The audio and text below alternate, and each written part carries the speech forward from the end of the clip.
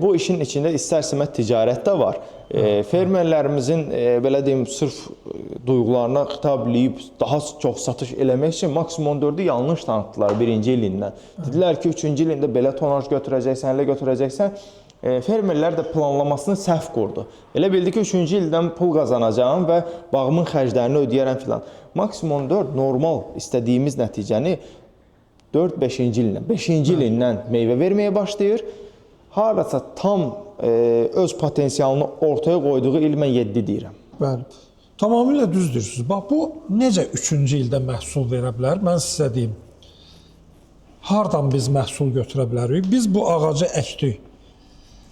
Kəsdik bunu buradan. Düzdürmü? Bəli. Bu budaqlar verdi. Ha, belə budaqlar verdi. Düzdürmü? Bu budaqlar gələn il yox, o birisi il. Yəni əkdiyimiz il yox, o birisi il yox. 3-cü ilində nəzəri cəhətdən meyvə verə bilər. Bəli. Amma bu elə birinci mərtəbədə. Ağac bu boyda deyil axı. Bəli. Ağac gedir, bunun ikinci mərtəbəsi var. O hazırlayır meyvəni. Bu hazırlayır, bəli. Bütün bu proseslər olmaq üçün sonra bu budaqlar özü böyüyəcək. Bunlardan da yan budaqlar çıxacaq. Bəli. Bunlar da 3-cü ilində meyvəyə oturacaq. Ona görə tam meyvəyə oturma 6-cı ildə olacaq. Bəli.